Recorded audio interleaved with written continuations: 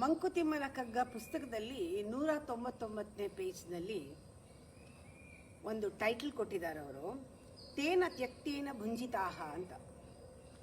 ತೇನ ತ್ಯಕ್ತೇನ ಭುಂಜಿತಾಹ ಅನ್ನೋದು ಈಶಾವಾಸ್ಯ ಉಪನಿಷತ್ನಲ್ಲಿ ಮೊದಲನೇ ಶ್ಲೋಕದಲ್ಲಿ ಬರುತ್ತದೆ. ಹೇಗೆ ಬದುಕಬೇಕು ಅಂತ ಉಪನಿಷತ್ ಹೇಳುತ್ತೆ. ಅಂದರೆ ದೇವರು ಬಿಟ್ಟಿದ್ದು ಅದು ಪ್ರಸಾದವಾಗಿ ನಾವು ತೆಗೆದುಕೊಳ್ಬೇಕು. ನಮ್ಮ ಅನುಭವಕ್ಕೆ ಏನು ಬರುತ್ತೆ ಎಲ್ಲ ಕೂತಿದ್ದ ಜಾಗ ಹಿಡ್ಕೊಂಡು ಎಲ್ಲ ಅವನ ಜಾಗ, ಎಲ್ಲ ಈಶ್ವರನ ಜಾಗ, ಈಶ್ವರ ಕೊಟ್ಟಿದ್ದು. ಅವನು ತ್ಯಕ್ತ ಅಂದರೆ ಅವನಿಂದ ಬಿಸಾಡಲ್ಪಟ್ಟದ್ದು ಅಥವಾ ಅಸಂತೋಷದಿಂದ ಕೊಡಲ್ಪಟ್ಟದ್ದು ಅಷ್ಟೇ ನಮ್ಮದು, ಎಲ್ಲ ಅವನದೇ. ತಾನಾಗೇ ಅದು ಬರಬೇಕು, ನೀನಾಗೇ ಅಪೇಕ್ಷೆ ಪಡ್ಕೂಡ್ದು. ನಾನು ಏನು ಸಂಪಾದಿಸಿದ್ದೀನೋ ಅದನ್ನು ನಾನು ತಿನ್ನೋದು, ನಾನು ಯಾರ ಹತ್ರನೂ ಕಸಿಯಲ್ಲ, ಕದಿಯಲ್ಲ, ಕಿತ್ಕೊಳ್ಳಲ್ಲ, ಈ ಭಾವ ಬರಬೇಕು. ತೇನ ತ್ಯಕ್ತೇನ ಭುಂಜಿತಾಹ, ದೇವರು ಬಿಟ್ಟಿದ್ದು ನನ್ನ ಪ್ರಸಾದ.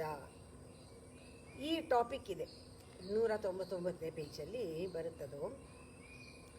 ಇಲ್ಲಿ ನಾವು ಎಷ್ಟು ಚೆನ್ನಾಗಿ ಅವರು ದಿನನಿತ್ಯದ ಉದಾಹರಣೆ ಕೊಟ್ಟು ಹೇಳ್ತಾರೆ ಅಂದರೆ, ನೀನು ಜಗವನ್ನು ಆಳಬೇಕು ಅಂತ ಹೇಳ್ತಾರೆ.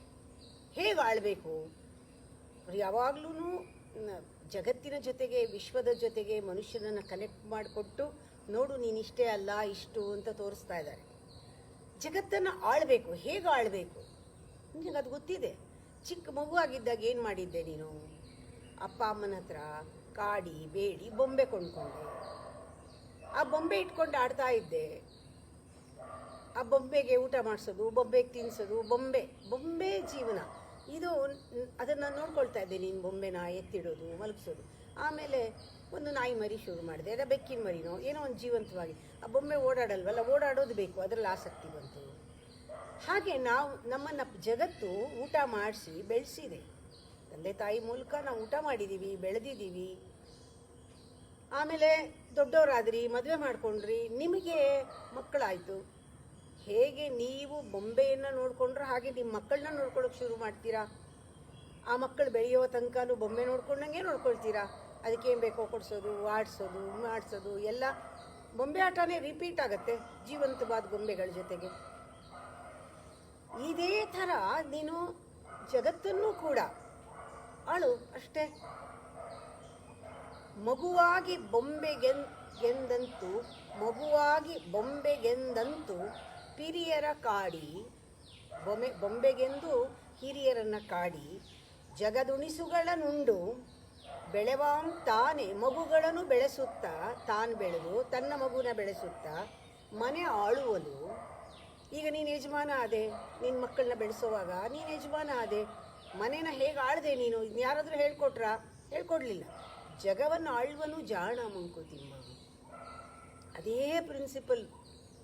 ಸ್ವಲ್ಪ ವೈಡರ್ ಆ್ಯಂಗಲ್ನಲ್ಲಿ, ಬಿಗ್ಗರ್ ಪಿಕ್ಚರ್ನಲ್ಲಿ 4 ಜನಕ್ಕಿಂತ 400 ಜನದ ಬಗ್ಗೆ ಯೋಚನೆ ಮಾಡು ಸಾಕು. ಇಲ್ಲ ಆಗಲ್ವಾ, 40 ಜನದ ಬಗ್ಗೆ ಯೋಚನೆ ಮಾಡು ಸಾಕು. ಇದಕ್ಕೆ ಉದಾಹರಣೆ ಕೂಡ ಕೊಡ್ತಾರೆ ಅವರು ಬರೀ ಇಂಡಿಯಾ ದೇಶದ ಉದಾಹರಣೆ ಕೊಡಲ್ಲ, ಬೇರೆ ಬೇರೆ ದೇಶದ ಉದಾಹರಣೆನೂ ಕೊಡ್ತಾರೆ. ನಮಗೆ ಹೈಸ್ಕೂಲ್ನಲ್ಲಿ ಅಬಾಲಿಷನ್ ಆಫ್ ಸ್ಲೇವರಿನಲ್ಲಿ ಅಬ್ರಹಾಂ ಲಿಂಕನ್ದು ಒಂದು ಕ್ಯಾರೆಕ್ಟರ್ ನನಗೆ ಸಿಕ್ಕಾಪಟ್ಟೆ ಇಷ್ಟ ಆಗಿತ್ತು. ಅಮೆರಿಕಾನಲ್ಲಿ ಮೌಂಟ್ ರಶ್ಮೋರ್ನಲ್ಲಿ ಪ್ರೆಸಿಡೆಂಟ್ಸ್ 4 ಜನ ಪ್ರೆಸಿಡೆಂಟ್ಸ್ದು ದೊಡ್ಡದಾಗಿ ಬೆಟ್ಟದ ಮೇಲೆ ಅವ್ರನ್ನ ಕೆತ್ತಿದ್ದಾರೆ. ಆ ಮುಖ ಅಬ್ರಹಾಂ ಲಿಂಕನ್ನ ನೋಡಿ, ಅಯ್ಯೋ ಎಷ್ಟು ಚೆನ್ನಾಗಿದೆಯಲ್ಲ ಅನಿಸ್ತು. ಸಾಮಾನ್ಯರೊಳು ಹುಟ್ಟಿದ್ದು ಅಬ್ರಹಾಂ ಲಿಂಕನ್, ಸಾಮಾನ್ಯರೊಳು ಬೆಳೆದು ಭೂಪತಿ ಪಟ್ಟ ಕೊಟ್ಟರು ಜನಗಳು ಅವನಿಗೆ, ಅಬ್ರಹಾಂ ಲಿಂಕನ್ಗೆ. ಯಾಕೆ? ಅಮೆರಿಕಾದ ಸಂಯುಕ್ತ ಸಂಸ್ಥೆಗಳ ಪ್ರೆಸಿಡೆಂಟ್ ಆದ ಅವನು, ರಾಷ್ಟ್ರಾಧ್ಯಕ್ಷ ಆದ, ದಾಸ್ಯ ಪದ್ಧತಿಯನ್ನು ನಿರ್ನಾಮ ಮಾಡಿದ, 2 ಪಂಗಡನ ಒಟ್ಟುಗೂಡಿಸ್ದ. ಅದು ಅಬಾಲಿಷನ್ ಆಫ್ ಸ್ಲೇವರಿ ಅಷ್ಟು ಸುಲಭ ಅಲ್ಲ. ಹಾಗಾಗಿ ಸ್ವಾಮಿ ಲೋಕಕ್ಕೆ ಯೋಗಿ ಆದ ಅವನು. ಸಾಮಾನ್ಯರಳು ಪುಟ್ಟಿ. ಇಲ್ಲಿ ಬೇಕಾಗಿರೋದು ಭಕ್ತಿ, ಇಲ್ಲಿ ಬೇಕಾಗಿರೋದು ನೀತಿ, ಇಲ್ಲಿ ಬೇಕಾಗಿರೋದು ನ್ಯಾಯ, ಇಲ್ಲಿ ಬೇಕಾಗಿರೋದು ಸೂಕ್ಷ್ಮತೆ. ಯಾವುದಕ್ಕೆ? ಜಗತ್ತನ್ನು ಆಳೋದಕ್ಕೆ 40 ಜನ ಸಾಕು, 80 ಜನ ಸಾಕು, 400 ಜನ ಸಾಕು. ಅಲ್ಲಿಂದ ಶುರು ಆಗಲಿ. ಹಾಗೇ ಸ್ಪ್ರೆಡ್ ಆಗತ್ತದು. ಸಾಮಾನ್ಯಗಳು ಹುಟ್ಟಿ ಸಾಮಾನ್ಯಗಳು ಬೆಳೆದು ಭೂಪತಿ ಪಟ್ಟವನು ಜನ ತನಗೆ ಕಟ್ಟಲ್, ಸಾಮರ್ಥ್ಯದಿಂದ ಅವರ ನಾಳ್ದ ಲಿಂಕನಂತೆ ಸ್ವಾಮಿ ಲೋಕಕ್ಕೆ ಯೋಗಿ ಮಂಕುತಿಮ್ಮ. ಅಲ್ಲಿ ಚೂರು ಸ್ವಾರ್ಥ ಇಲ್ಲ ಅಲ್ಲ, ಎಷ್ಟು ನೀತಿ ನ್ಯಾಯ ಸೂಕ್ಷ್ಮತೆ, ಎಷ್ಟು ಚೆನ್ನಾಗಿದೆ. ಅವರು ಆ ಥರ ಉದಾಹರಣೆಗಳನ್ನು ತೊಗೊಂಡಿದ್ದು ಯಾಕೆ ಅಂದರೆ ವಿಶೇಷವಾದದ್ದು. ನಮಗೇನೆ ಹೈಸ್ಕೂಲಲ್ಲಿ ಅದು ಓದಾಗ ಅಯ್ಯೋ ಅಬ್ರಹಾಂ ಲಿಂಕನ್ ಆ ಕ್ಯಾರೆಕ್ಟರ್ ಮನಸ್ಸಿನಲ್ಲಿ ತುಂಬಾ ಒಳಗಡೆ ತಳ್ತು, ಏನಾದರೂ ಮಾಡಬೇಕು ಅನಿಸುತ್ತೆ.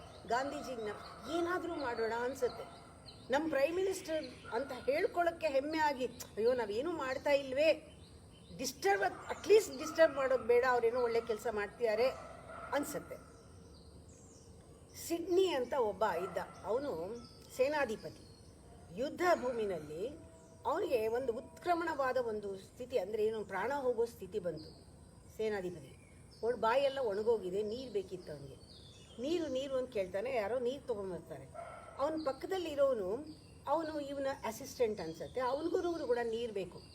ಆವಾಗ ಅಂದ್ಕೊಳ್ತಾನೆ ಇವನಿಗೆ ಜಾಸ್ತಿ ನನಗಿಂತ ಬಾಯಾರಿಕೆ ಆಗಿದ್ದರೆ ಅವನಿಗೆ ಬೇಕಾಗ್ಬೋದು, ನಾನು ಇನ್ನೊಂಚೂರು ತಡ್ಕೋಬೋದು, ಫಸ್ಟ್ ಅವ್ನು ನೀರು ಕುಡೀಲಿ ಅಂತ ತನಗಿಂತ ಇವನಿಗೆ ಸಲ್ಲೋದದು, ಆ ನೀರು ಬೇಕಾಗಿರೋದು ಇವನಿಗೆ ಅಂತ ಅವನಿಗೆ ಕೊಟ್ಟು ಅವನು ತಣಿವನ್ನು ಆರಿಸ್ಕೊಳ್ಳೋದ್ರಲ್ಲಿ ತನ್ನ ತಣಿವನ್ನು ಆರಿಸ್ಕೊಂಡಲ್ಲ.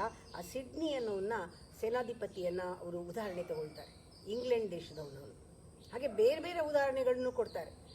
ರಣದಿ ಬಿದ್ದ ಸೈನ್ಯಪತಿ ಸಿಡ್ನಿ ಎತ್ಕ್ರಮಣದೊಳು ಒಣಗು ಬಾಯಿಗೆ ನೀರ ನೊಡ್ಡಲ್, ಅದನವನು ತನಗಿಂತ ಕೆಲದ ಭಟಗದು ಸಲ್ವುದೆಂದೆಂತು ತಣಿವನಾಂತುದ ನೆನೆಯೋ ಮಂಕುತಿಮ್ಮ. ಇದನ್ನು ಆವಾಗವಾಗ ಜ್ಞಾಪಿಸ್ಕೋ.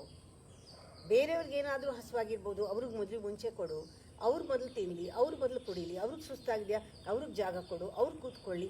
ನಮಗೆ ನಮ್ಮನ್ನು ಬಿಟ್ಟು ಬೇರೆಯವ್ರ ಬಗ್ಗೆ ಯಾವಾಗ ಒಂದು ಸ್ವಲ್ಪನಾದರೂ ತೋರಿಸ್ತೀವಲ್ಲ, ಆಗ ದೇವರು ನಮಗೆ ಇದ್ದಾನೆ. ಅಲ್ಲಿವರೆಗೂ ನಮ್ಮ ದೇವರು ನಮ್ಮ ಪಾಲಿಗಿಲ್ಲ. ಅದಕ್ಕೆ ಹೇಳ್ತಾರೆ ನನಗೆ ಇಂದ್ರಿಯದಲ್ಲಿ ಬಾಳ್ಬೇಕು. ಅದಕ್ಕೆ ರಣದಿ ಬಿದ್ದ ಸೈನ್ಯಪತಿ ಸಿಡ್ನಿ, ಅದು ಉದಾಹರಣೆ ತಗೊಂಡಿದ್ದಾರೆ ಇಂಗ್ಲೆಂಡ್ ದೇಶದವನು. ಇದು ಹಿರಿಯನ ಲಕ್ಷಣ ಅಂತ ಹೇಳ್ತಾರೆ, ಜವಾಬ್ದಾರಿಯ ಲಕ್ಷಣ. ಅವನು ಸೇನಾಧಿಪತಿಯೂ ಆಗಿದ್ದ, ಕವಿನೂ ಕೂಡ ಆಗಿದ್ದ ಅವನು.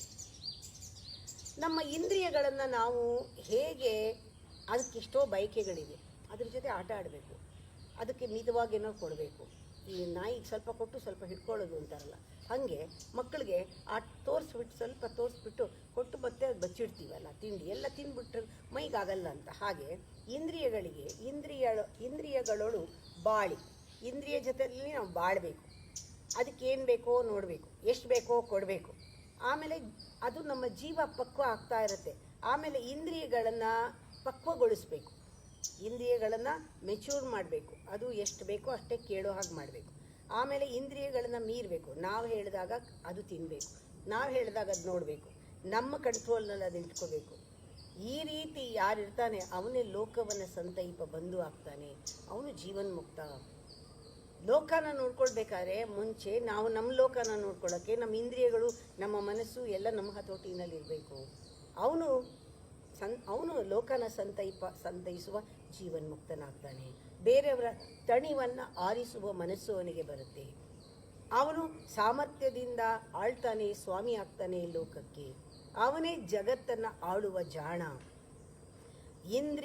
ಇಂದ್ರಿಯಗಳೊಳು ಬಾಳಿ ಜೀವ ಪಕ್ವಂಗಳು ಇಂದ್ರಿಯಗಳ ಮೀರಿ ಮೇಲೇರಿ ಜಾಣಿಗುಂ ಇಂದ್ರಿಯಗಳ ನಾಳಿ ಲೋಕವಂ ಸಂತೈಪ ಬಂದು ಜೀವನ್ಮುಕ್ತ ಮಂಕುತಿಮ್ಮ. ಇಂದ್ರಿಯಗಳಲ್ಲಿ ಬದುಕಬೇಕು, ಇಂದ್ರಿಯಗಳನ್ನು ಏನು ಕೊಡಬೇಕು, ಆಮೇಲೆ ಕೊಡಬಾರ್ದು, ಹಿಡ್ಕೋಬೇಕು, ಅದನ್ನು ಪಕ್ವಗೊಳಿಸ್ಬೇಕು, ಅದನ್ನು ಮೀರಿ ಹೋಗಬೇಕು, ಅದನ್ನು ಕಂಟ್ರೋಲ್ ಮಾಡಬೇಕು. ಈ ಥರ ನಾವು ಕಲಿತಾ ಇದ್ದರೆ ಜೀವನನ ಆಟೋಮ್ಯಾಟಿಕ್ಕಾಗಿ ನಾವು ಲೋಕದ ಒಂದು ಇದನ್ನು ಜವಾಬ್ದಾರಿನ ನಮಗೆ ಗೊತ್ತಿಲ್ಲದೆ ತೊಗೊಂಡ್ಬಿಟ್ಟಿರ್ತೀವಿ.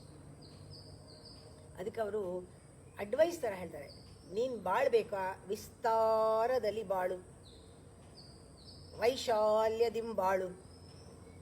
ಎಲ್ಲೋ ಹೋಗ್ಬಿಟ್ಟು ಕತ್ತಲಲ್ಲಿ ನನ್ನ ಜಾಗ ಇಷ್ಟೇ ಇದೆ, ಯಾವಾಗಲೂ ಬಾಗಿಲು ಹಾಕ್ಕೊಂಡು ಒಂದು ರೂಮ್ನಲ್ಲಿ ಮೂಲೆಯಲ್ಲಿ ಕೂತ್ಕೊಂಡು ನನ್ನ ಲೈಫ್ ಆಗೋಯ್ತು ಇಷ್ಟೇ ಅಂತ ಮೂಲೆ ಸೇರ್ಕೋಬೇಡ. ದಿನಾ ಹೊಸದಾಗಿ ಸೂರ್ಯ ಬರ್ತಾನೆ, ಹೊಸ ಜೀವನ ಕೊಡ್ತಾನೆ, ಹೊಸ ಬೆಳಕು ಕೊಡ್ತಾನೆ, ನೂತನ ಜೀವನ, ಅದೇ ಸತ್ಯ. ಸಾವು ಅನ್ನೋದಕ್ಕೆ ಯಾಕೆ ಬೆಲೆ ಕೊಡ್ತೀಯಾ? ಹೀಗೆ ಸಾಯಕ್ಕೆ ಶುರು ಮಾಡಬೇಡ. It is very small thing. ಸಾವು ಅನ್ನೋದು ಭಾಳ ಚಿಕ್ಕದದು, ಅದಕ್ಕೆ ಬೆಲೆನೇ ಕೊಡಬೇಡ ಜೀವನದಲ್ಲಿ. ನೀನು ಬದುಕೋದಿದೆಯಲ್ಲ ಅದಕ್ಕೆ ಬೆಲೆ ಕೊಡು. ವಿಸ್ತಾರದಲ್ಲಿ ಬಾಳು ವೈಶಲ್ಯದಿಂಬಾಳು, ಕತ್ತಲೆಯ ಮೊಡಕು ಮೂಲೆಗಳ ಸೇರದಿರು. ಭಾಸ್ಕರನ ಅನುಗ್ರಹವೇ ನೂತ್ನ ಜೀವನ ಸತ್ವ, ಮೃತ್ಯು ನಿನಗಲ್ಪತೆಯೋ ಮಂಕುತಿಮ್ಮ. ಮೃತ್ಯು ಅನ್ನೋದು ಭಾಳ ಚಿಕ್ಕದು, ಅದ್ರ ಬಗ್ಗೆ ಯೋಚನೆ ಮಾಡಿಕೊಂಡು ಯಾವಾಗ ಸಾಯ್ತೀನೋ ದಿನ ಸಾಯಬೇಡ. ರೂಮ್ನಲ್ಲಿ ಬಾಗಿಲು ಹಾಕ್ಕೊಂಡು ಕತ್ಲಲ್ಲಿ ನಾನು ಯಾರನ್ನೂ ಮೀಟ್ ಮಾಡಲ್ಲ, ನಾನು ಯಾರನ್ನೂ ನೋಡಲ್ಲ, ನನಗೆ ಯಾರೂ ಬೇಡ ಅಂತ ಕೂತ್ಕೊಳ್ಬೇಡ. ಎಲ್ಲರನ್ನೂ ಸೇರಿಸ್ಕೊ, ಎಲ್ಲ ಜೊತೆನೂ ಜೀವನ ಮಾಡು. ಎಷ್ಟೋ ಋಣ ಕಳೆದೋಗುತ್ತೆ. ಇಲ್ಲದಿದ್ರೆ ಯಾತಕ್ಕೆ ಬುದ್ಧ ಆಗಲಿ, ಜೀಸಸ್ ಆಗಲಿ, ಜೈನ ಆಗಲಿ ಯಾರಾದ್ರೂ ಜನಗಳ ಮಧ್ಯೆ ಇರ್ತಾ ಇದ್ರು. ಎಲ್ಲರೂ ಋಣ ತೀರಿಸ್ಬೇಡ. ಯಾವ್ಯಾವ ರೂಪದಲ್ಲಿ ಏನೇನಾಗಿದ್ರೋ ಎಲ್ಲರೂ ನನಗೆ ಎಲ್ಲರಿಗೂ ಮಾಡೋಣ ಅಂತ. ಯಾಕೆ ನಮ್ಮ ಪ್ರೈಮ್ ಮಿನಿಸ್ಟರ್ ಇವಾಗ ನಮ್ಮ ದೇಶದಲ್ಲಿ ಉಳಿದಿರೋ ಲಸಿಕೆಯನ್ನು ಬಿಟ್ಟು ಏನೂ ದುಡ್ಡಿಸ್ಕೊಳ್ಳದೆ ಎಲ್ಲ ದೇಶಕ್ಕೂ ಕಳಿಸ್ತಾ ಇದ್ದಾರಲ್ಲ? ಯಾಕೆ? ಅವರು ಚೆನ್ನಾಗಿರಲಿ. ಬರೀ ಇವರೇ ಅಲ್ಲ ಮನುಷ್ಯರು, ಅವರು ಮನುಷ್ಯರು. ಇವ್ರಿಗೆ ಆರೋಗ್ಯ, ಬರೀ ನಮ್ಮ ಜನಕ್ಕೆ ಆರೋಗ್ಯ ಅಲ್ಲ, ಅವ್ರಿಗೂ ಆರೋಗ್ಯ ಸಿಕ್ಕಲಿ ಅಂತ ಬೇರೆ ಬೇರೆ ದೇಶಕ್ಕೆಲ್ಲ ಕಳಿಸ್ಕೊಡ್ತಾ ಇದ್ದಾರಲ್ಲ. ಬಾಂಗ್ಲಾದೇಶಕ್ಕೆ ಕಳಿಸಿದ್ರು, ಭೂತಾನಕ್ಕೆ ಕಳಿಸಿದ್ರು, ಹಣ ಇಸ್ಕೊಳ್ಳಿಲ್ಲ. ಪ್ರತಿದಿನಾನು ಹೊಸ ಸೂರ್ಯ ಹುಟ್ಟುತ್ತಾನೆ, ಪ್ರತಿದಿನ ನಿಮಗೆ ಹೊಸ ಅವಕಾಶ ಸಿಗುತ್ತೆ, ಪ್ರತಿದಿನ ಹೊಸ ಬೆಳಕು. ಸಾವು ಕೇವಲ ಒಂದು ಕಿಂಚಿತ್, ಅದನ್ನ ಯಾಕೆ ಗಮನ ಕೊಡ್ತೀವಿ? ಅದು ಯಾವಾಗಲೂ 5 ನಿಮಿಷ 1 ನಿಮಿಷ ಯಾವಾಗಲೂ ಬರುತ್ತೆ, ಗೊತ್ತಿಲ್ಲ ಅದು ಯಾವಾಗ ಬರುತ್ತೋ. ಅದಕ್ಕೆ ಭಾಳ ಟೈಮ್ ತುಂಬ ಕಮ್ಮಿ. ಬದುಕೋದಕ್ಕೆ ಟೈಮ್ ಜಾಸ್ತಿ, ಸಾಯಕ್ಕೇನು ಬೇಡ. ಹೀಗಾಗೋಗುತ್ತೆ.